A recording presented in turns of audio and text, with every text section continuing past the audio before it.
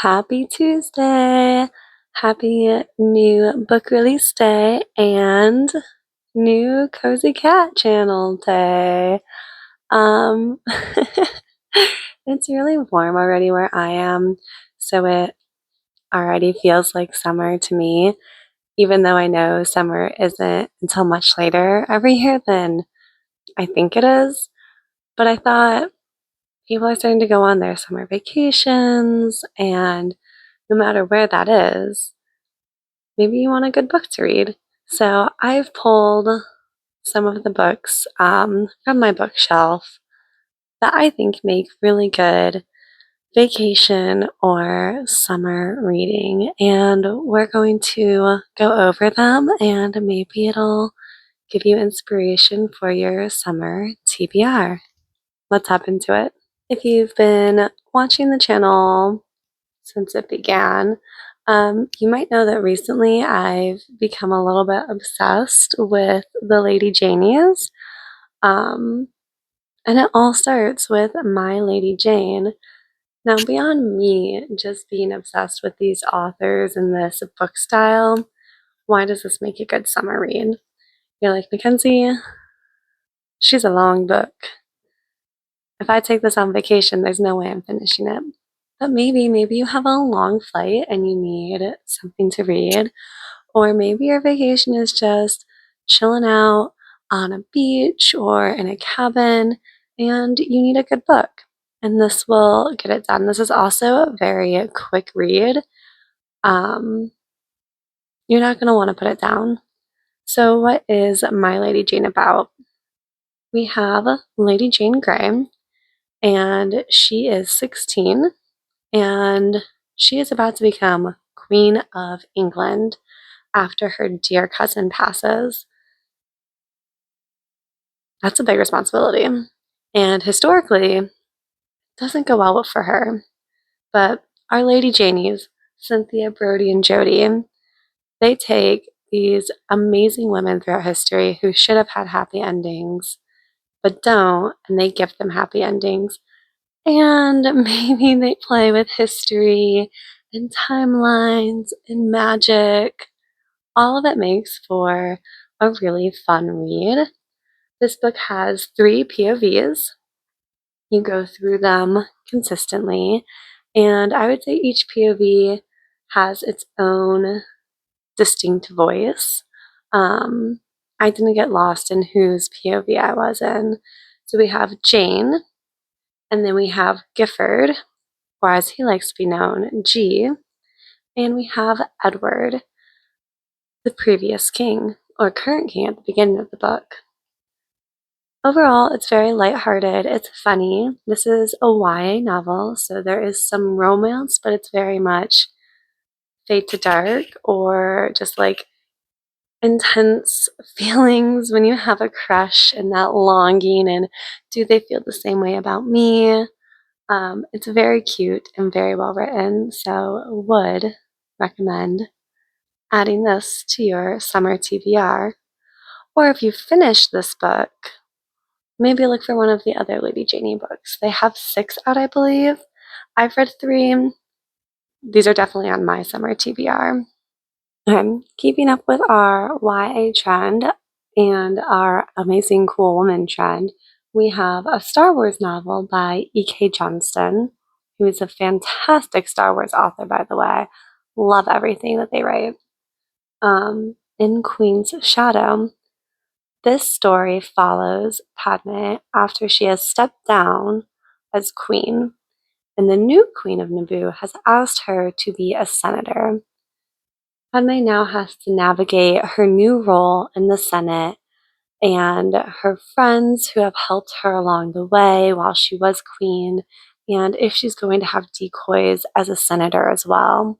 There's some mischief, there's some peril, and most importantly, if you get hooked on this, this is a series, so there are 3 books. There's also Queen's Peril and Queen's Hope, and I would definitely recommend. It's a little bit shorter than My Lady Jane, so if you want a quicker read, or I guess a shorter read, and you like Star Wars, maybe add this to your summer TBR. The cover may be cute. We are definitely not in YA territory anymore. This is very much 18 plus, not safe for work, but it kind of had to be included on the summer TBR, right? It's literally called Problematic Summer Romance. If you're a fan of Ali Hazelwood, this is her newest release, and it's technically her first series. So this comes after Not in Love, which she published 1 or 2 years ago. I don't remember the publication date for that one, but we are seeing Maya Kilgore, Eli's little sister, and we're following her romance. The setting, Italy, destination wedding, and there might be a problematic age gap, i.e., her older brother's best friend, who's in his 30s, and Maya, who is in her 20s. And they, there's a lot of longing. I think Ali Hazelwood's a really good writer of she might fall first, but he falls harder. They actually might fall at the same time in this one, but then there's a lot of longing. He's trying to do the right thing because he doesn't think that the age gap is appropriate. He doesn't want the power dynamic to affect the relationship, which is amazing. Another thing that I'm such a fan of in Ali Hazelwood writings is consent plays such a huge role, and I love consent. Talk about it, get it before anything happens. And it's really well done. There's lots of flirting, there's lots of teasing. They may get stranded on an island in a rainstorm at one point. Spoilers.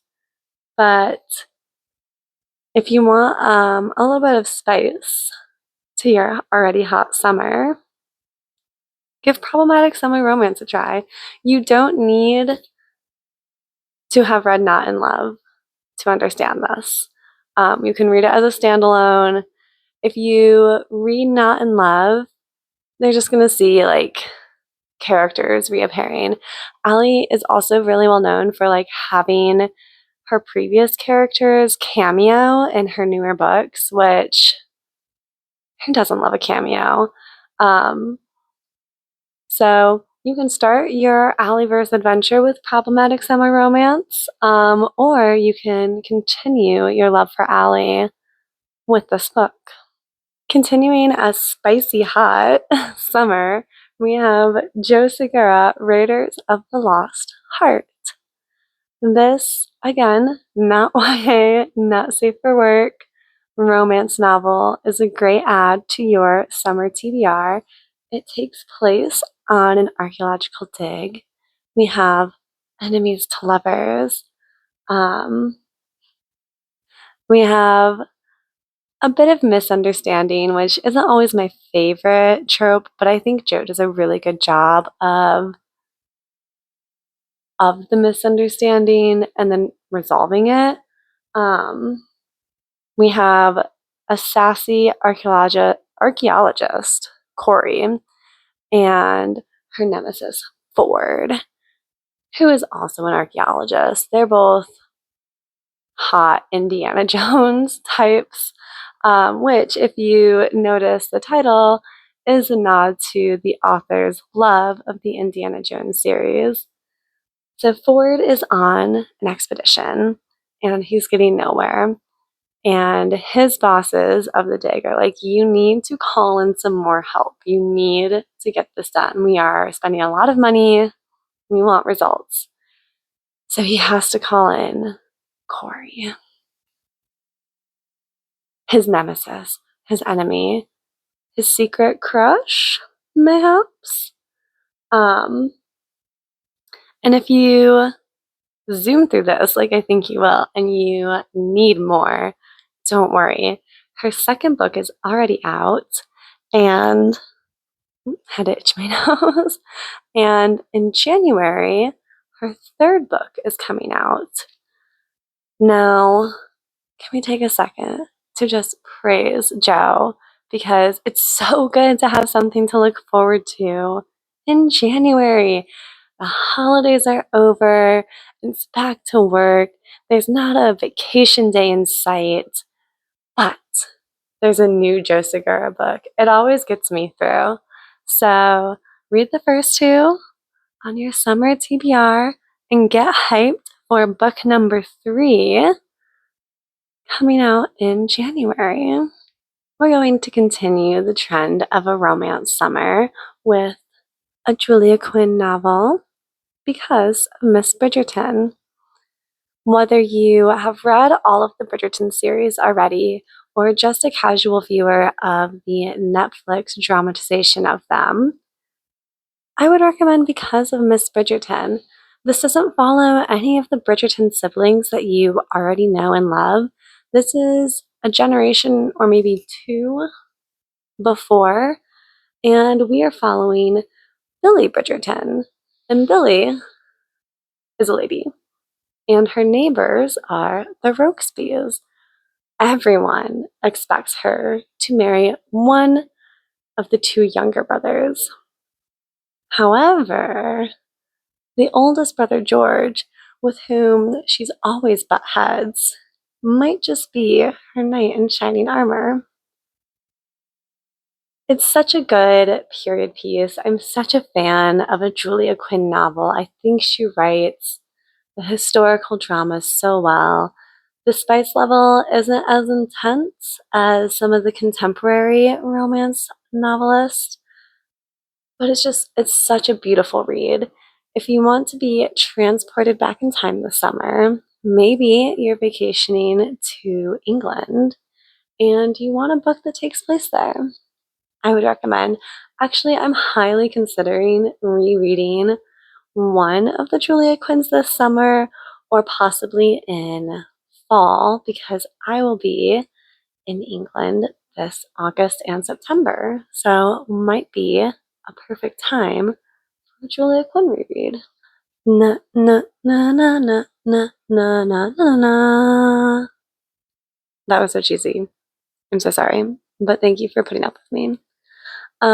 Maybe romance isn't your thing, which if it isn't, there is some romance in this. There's a little bit of spice, but not a lot of spice. And maybe YA isn't your thing. Maybe you want to immerse yourself in a spy novel, a game of cat and mouse. But there's only one problem. The main character doesn't have her memory. She wakes up, has a splitting headache. This man is standing over her and he's like, "Come on, we gotta run." And everywhere she goes, people are trying to kill her. She's being told that she is a spy on the run and that she took information that she wasn't supposed to. But she can't remember any of this, and it just doesn't feel right. She doesn't feel like a spy. None of this is making sense to her. So, what is going on? If that sounds interesting to you, I would recommend The Blonde Identity by Ali Carter. I ended up finding this because I was a big fan of Ali Carter's young adult spy novels. And when I saw that she was releasing this, I got so excited because I'm like, yes, something from my childhood making a comeback and it's growing up with me. So I was super excited about this. And I think there's a sequel coming out later this year. So if you would like to jump into this series while it's still fresh and brand new, fresh just in the sense of you're not committing yourself to like an 8-part series, which might be happening later in this recommendation video. But I would recommend The Blonde Identity. It's funny. They're spies, and It's a lot of fun. You get to try and solve the mystery along with the main character. Did somebody say something about an 8-part series? It was me. I was that person. And I'm going to try and convince you to add the first book to this super long series on your summer TBR. And that is I Am Number 4 by Pittiucs Lore. Let's take a moment to appreciate this cool cover. And also a moment to look at the fun book page edges. This is one of my all-time favorite series. It came out, I don't know, it came out when I was growing up. And I really liked it. I ended up getting this book because it was being turned into a movie, as you can tell by this cover. And I was like, all right, tell me more. It just says, I am number 4. And then it also says 3 are dead. And it's YA. I was eating it up. In fact, I still really enjoy this. It's like rising up on my bookshelf priority list again. No, it's really cool. So I've talked about this, I think, a little bit before in one of my other videos. So a brief recap. We're on Earth. It's modern day. There are aliens among us that look like humans. They're basically humans. However, because the different type of planet that Earth is and some magic, they have what we would call superpowers. At least some of them do. And they're trying to learn how to use them. There are also aliens, a whole nother set of aliens that kind of look like humans, but actually kind of don't really look like humans. And these aliens, the Mogs, are hunting the first aliens called the Lorians, hunting them down. Now, there are technically 9, I believe. Are there? Secrets. There are 9 kids. And instead of having names, they have numbers. So we are following 4. He is number 4. And the trick to keeping them safe, to fight off the Mogs and preserve their race and save Earth and humanity, is that they can only be hurt when it's their turn in line. So as long as the first 3, as long as 1 through 3 remain alive and okay, and actually just really as long as 3 is alive and okay, 4 doesn't have to worry about anything. He's fine. However, when number 3 dies, he's the next in line. Everyone else behind him, they're still fine. But now he's the one that they're going to be hunting down and trying to kill. This story, especially this first book, follows 4 trying to stay alive, trying to outrun the Mogadorians, and trying to figure out if it's time to try and meet up with the other teenagers that came with him, and what that means for him, and what it means for Earth. So this is a fully completed series. If you end up falling in love with this book, which, like, why wouldn't you? It's pretty great. You can just add all of them to your summer TBR. They're also older, which means that if you're using Libby, I wouldn't be surprised if you didn't have to wait, which is always a big benefit for me when I'm in the Libby app. I Am Number 4. Would recommend. And the second to last book that I'm going to recommend you add to your summer TBR is Magnus Chase and the Gods of Asgard. If you are a fan of Percy Jackson and you haven't read this book yet, what are you waiting for? Rick wrote this for you. Magnus is just your stereotypical kid, not looking for trouble, but trouble's following him.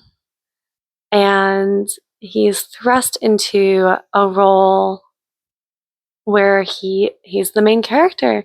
He needs to save people. He needs to save the world. And again, if you've read Percy Jackson, you might see like similar trends. This time, instead of Greek or Roman mythology, we're focusing on the Norse mythology. And you will see some cameos possibly throughout this trilogy from Percy Jackson. I don't know. I don't want to give a lot away. That's always my problem with these. I want to give you a good overview and convince you to add this book to your TBR, but I also don't want to spoil anything. And if we're being like full transparency, it's been a couple years since I've read this book, but it's truly amazing. So we have Magnus. What you need to know is that he is aligned with Norse mythology, and sometimes to start your next chapter and a new life, that only happens after you die, doing something heroic. So as we're getting ready for the new season of Percy Jackson to air, if you have already done your Percy Jackson reread and you want more Rick, may I recommend Magnus Chase and the Gods of Asgard. And like a lot of books in this recommendation, if you end up liking it, there's a whole series. It's just a trilogy, so just add the whole trilogy to your summer TBR. Lock yourself in a room and read all 3 of them. It'll be worth it. And ending our summer TBR recommendation, what should you read over the next couple months video, is I think this was my favorite book of 2024, The Expectant Detectives by Kat Ailes. It's so funny. It's such a funny book. If you want like a lighthearted, cozy mystery, I know that cozy mysteries are, I feel like, at least for me, I normally think of reading a cozy mystery in like the autumn. And this would be a fine autumn book. But if you want something lighthearted, I know I said it's a cozy mystery and it's also lighthearted. It's both things. For your summer read, may I recommend this book? I've also talked about this book a lot on this channel because it was so good. Literally one of my favorite books, probably of all time at this point. I'll definitely reread it because it is laugh out loud funny. Our main character is about to be a new mom, and her partner have decided to leave the hustle and bustle of London life and move across the country to a small, quiet town to raise their firstborn. And when we get there, they also realize that this is their first kid. They don't know what they're doing. So they sign up for a crash course, you're about to be a parent class. And during the first meeting, someone's murdered. Not any of the expectant mothers, but someone is murdered in the next room. So you have a group of women who are about to go on maternity leave or are already on maternity leave, because I guess in England, maternity leave is a whole year. And so they're like, we don't have anything to do. Why not solve this murder? But they're fighting things like pregnancy brain, and they're constantly hungry because, they're growing a whole human. Yeah, maybe they'll solve a murder in their spare time leading up to being new parents. And this, my friends, is the end of the video. Congratulations, you made it. Thank you for watching it this far. And I've managed to prop up, I think, and get all of my recommendations in the end shot. So if you haven't yet and you want to write them down, you can also find all of the titles in the description of this video. But maybe you found your new summer read somewhere in this stack of books. Until next time, I hope you have a great week, and I will see you all later. Bye.